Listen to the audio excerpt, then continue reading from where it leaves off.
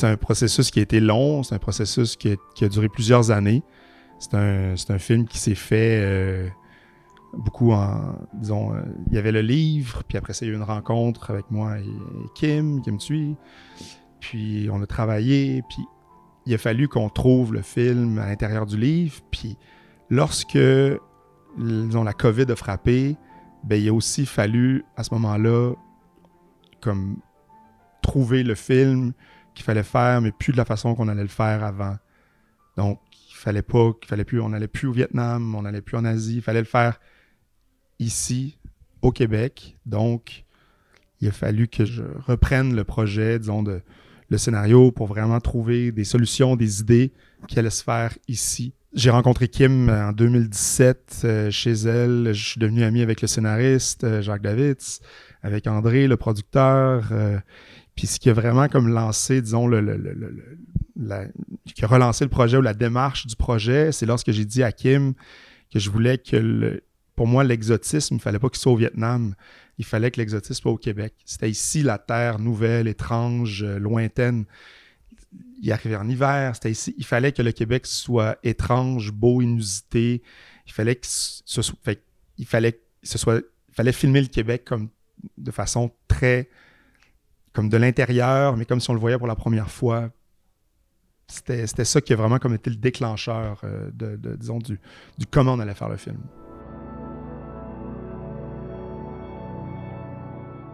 Mais ma première rencontre avec Rue, le livre s'est fait il y a longtemps. Le livre venait de sortir dans les librairies. Je l'avais acheté au Salon du Livre en 2009. Puis moi, j'étais en post-production, en montage de mon tout premier film. Puis je me souviens avoir acheté le livre, je me souviens l'avoir lu, puis je me souviens de m'être dit, en plein milieu du livre, je me suis dit, non, mais c'est trop vif, les images, la prose est trop vivante, est trop précise pour pas qu'il y ait un film. C'est sûr qu'il va y avoir un film. Je savais pas que j'allais le faire, le film.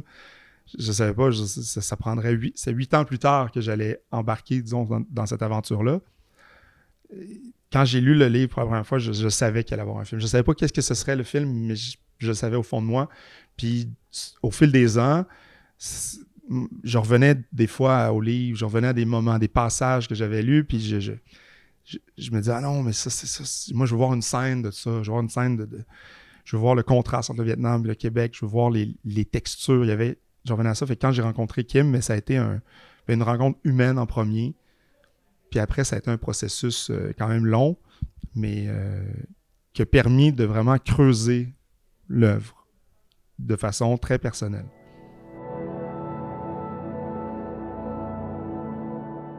J'ai une obsession pour le premier plan et le dernier plan d'un film. Pour moi, c'est très, très important parce que le premier plan, c'est la rencontre avec le film, c'est la rencontre avec l'univers du film, c'est la rencontre avec la proposition artistique. Puis le dernier plan, c'est l'image avec laquelle tu vas partir, que tu vas quitter. Puis pour moi, c'est très important qu'il y ait un lien entre le premier et le dernier plan. C'est pas anodin de filmer n'importe quoi. Pour moi, là, c'est très important le premier plan. Puis même quand je vois des films, moi, j'en fais un point de m'asseoir pour voir le début, puis de voir la fin. Là, puis j'essaie de comprendre pourquoi le début et la fin ont été filmés comme ça.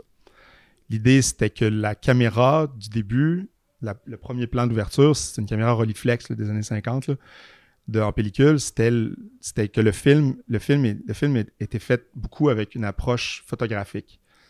Puis le personnage de Chloé, que Chloé joue, qui s'appelle Tin, la jeune Kim Thuy, est comme une photographe de rue, RUE, qui va regarder le monde, qui va voir l'inusité, qui va voir l'humain et le quotidien et l'invisible.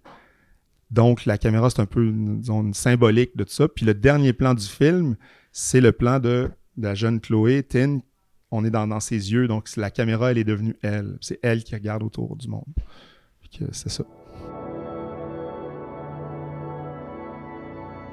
L'intention derrière ça, c'est que, pour moi, c'est que l'action principale du film ou l'action attendue du film va se passer, mettons, d'un côté à gauche, puis la caméra va quitter l'action pour aller voir qu'est-ce qui se passe à droite ou vice-versa. Puis va aller voir quelque chose qui n'est pas attendu, classique, ou qui n'est pas dans ce qu'on pense que le film va être. Puis c'était ça, la métaphore, c'est que la jeune Chloé est pas, disons, prise, est pas attentive à ce qui se passe. Quand c'est sa mère, son père lui disent, tu t'en vas là, tu vas à l'école, tu vas bien étudier, tu vas apprendre le français, tu t'en vas là, c'est comme une ligne. Mais elle, c'est une artiste, elle n'a pas envie d'aller dans la ligne que ses parents ont marché pour elle. Fait qu'elle va aller voir le petit oiseau dans l'appartement. Elle va regarder tout le monde qui va bouger autour d'elle et qui vont mettre les tables, elle va voir l'inusité de l'humain, elle va voir le monsieur qui danse, elle va voir la mariée, elle va être attentive à l'invisible. Puis la caméra, va être un peu une espèce de... C'est comme son point de vue opposé qui va aller à la recherche, à explorer le monde au-delà de ce que ses parents veulent d'elle.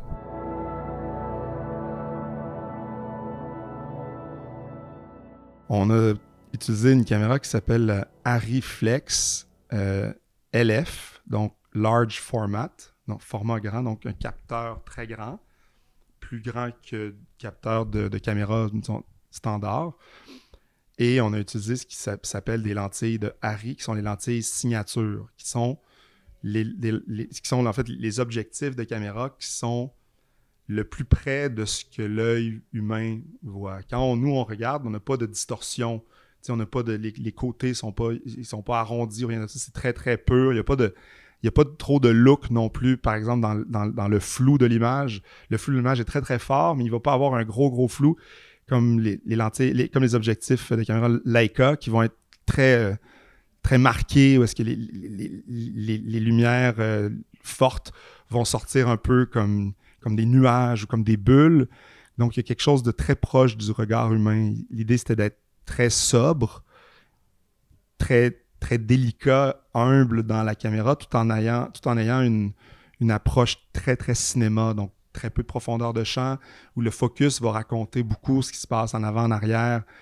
Puis de façon inconsciente, on ne le verra pas. On ne verra pas bouger le focus, mais on va le voir, on va le sentir de façon subconsciente.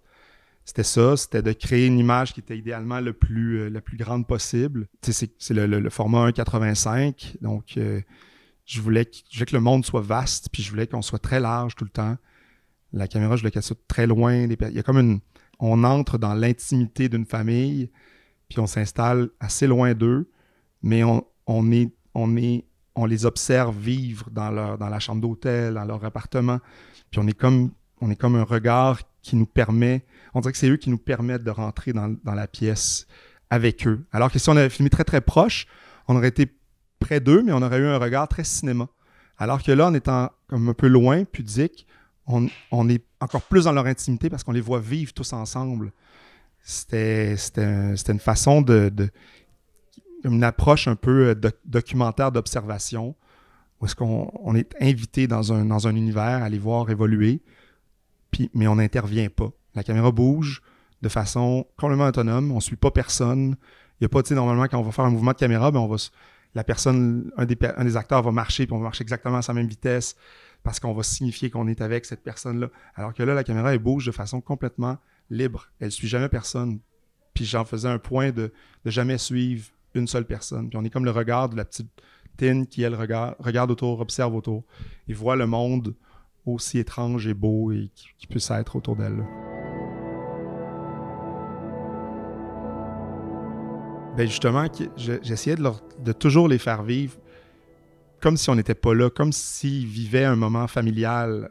Puis nous, comme caméra, on allait capter ça. Alors souvent, je leur demandais, c'était des actions très précises, des endroits très précis qu'il fallait qu'ils soient, mais c'était une chorégraphie, mais il fallait qu'ils vivent, il fallait qu'ils bougent, il fallait que ça ait l'air libre, il fallait que ça ait l'air comme une vraie famille. Les petits gars qui se promènent, qui courent partout, la mère qui essaie d'y retenir, le père qui est un peu plus en dilettante, qui marche doucement en arrière, avec la petite Chloé, la petite Tine qui, elle, observe le monde, qui n'est pas nécessairement ce que sa mère voudrait qu'elle fasse ou qu'elle observe. Je voulais les voir vrais, le plus vrai possible. Donc, c'était un travail on tournait très peu de plans, très peu de découpage, en fait, pas de découpage, mais on faisait beaucoup de prises pour couper ou enlever l'impression de chorégraphie ou de mise en scène. Donc, quand on arrivait à la prise 12, 15 ou 20, ben rendu là, il y avait plus de... on sentait plus on sentait plus ma main dans le film qui leur disait viens ici, viens ici, viens là, viens là. On dirait qu'on assistait à des vraies scènes de famille. Ça prend beaucoup de travail pour que ça ait l'air de rien. Pour que ça ait l'air du naturel. Ma photographie a évolué au fil des ans. Mettons, au début, j'ai commencé plus je faisais des paysages, des beaux lieux, des belles photos dans des belles lumières. Puis plus j'ai évolué, puis plus je me suis rapproché de l'humain, ce qui m'intéressait le plus là-dedans, mais que je trouvais difficile à approcher. C'est dur d'aller voir des gens pour les photographier, qui sont pas c'est pas de la mode ou c'est pas il n'y a pas de mise en scène, parce qu'on va photographier des personnes là, dans leur environnement. La photo, en fait, m'a appris le langage visuel. Moi, c'est très important, l'image. L'image, faut qu'elle raconte quelque chose. Il faut toujours qu'il y ait une raison derrière l'image, une raison où on place les personnages. Donc, il y a tout le temps il y a comme un côté où on va dire qui est comme documentaire, mais même dans ma photographie documentaire que j'ai fait, ben il y a une mise en scène, il y a une pseudo-mise en scène.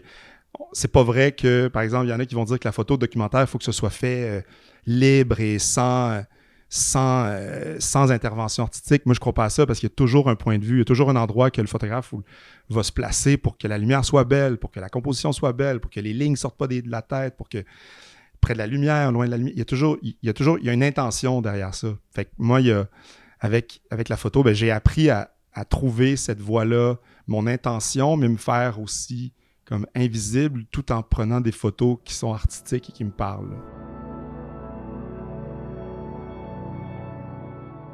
Quand j'étais petit, quand j'étais jeune, quand j'étais gamin, le cinéma, c'était un monde de fantaisie, c'était un monde extérieur, c'était quelque chose, on pouvait toucher au sublime, on pouvait aller très très loin sur la Lune dans un voyage, tout en étant assis dans une pièce noire où la lumière est devant nous.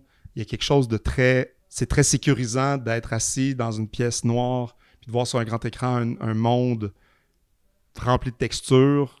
J'ai toujours aimé raconter des histoires. Je suis quelqu'un qui toujours raconter des histoires. Puis le cinéma, j'aime vraiment beaucoup le cinéma. J'en regarde beaucoup de films. Puis j'aime le processus. Au-delà du film comme tel, j'adore le processus de faire un film. J'aime la mise en scène. J'aime trouver une image. J'aime discuter le pourquoi de telle image. J'aime vraiment le cinéma comme tel. Je trouve que c'est une discipline artistique extrêmement puissante et extrêmement satisfaisante. Puis dans le film, dans Rue, c'est pas pour rien que je l'ai fait aller au cinéma. Il y a comme un hommage au cinéma parce qu'il y a comme un hommage à aller voir un film dans un cinéma. Il y a un hommage à qu'est-ce qu'on vit dans un cinéma. On va être émerveillé. Moi, c'est rare, de plus en plus, mais c'est rare. Il n'y a pas beaucoup d'œuvres d'art qu'on peut dire mettons que je peux dire, je vais m'asseoir devant pendant 2 heures de temps puis je vais vivre quelque chose.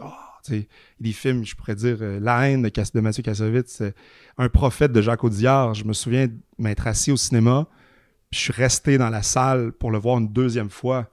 Ça arrive pas souvent, ça. Je me souviens le sentiment quand j'ai vu Cold War de Pavel Palikowski, puis visuellement, j'avais jamais vu un film beau comme ça, en noir et blanc comme ça. J'avais jamais vu ça, là. Puis après, t'as envie de le refaire, t'as envie d'explorer, je sais pas, ça me parle beaucoup. J'aime beaucoup le cinéma. Aller voir le film, puis il y a comme un... Tu sais, Rue, c'est un film, je l'ai fait, c'est un film si on le voit une fois, on va suivre Chloé, puis on va suivre Tin, puis après ça, on va le voir une deuxième fois, il y a un deuxième film dedans. Même une troisième fois, il y a un film, parce qu'on va se mettre à quitter notre regard de personnage principal puis à voir toute l'action qui se passe autour qu'on voit pas la première fois. Puis il y a vraiment comme un autre film en arrière. Là. Il y a vraiment comme une grande profondeur. Puis ça, j'aime ça jouer avec la forme. J'aime ça qu'il y a des gens qui l'ont vu 1 fois, 2 fois ou 3 fois, ils vont dire « Hey, j'ai vu telle affaire que j'avais pas vu la première fois. Ah oui! » Je dis « Oui, mais c'est voulu comme ça. Là. Il y a une intention derrière comme chaque image. C'est très précis dans ce qu'on a voulu faire. »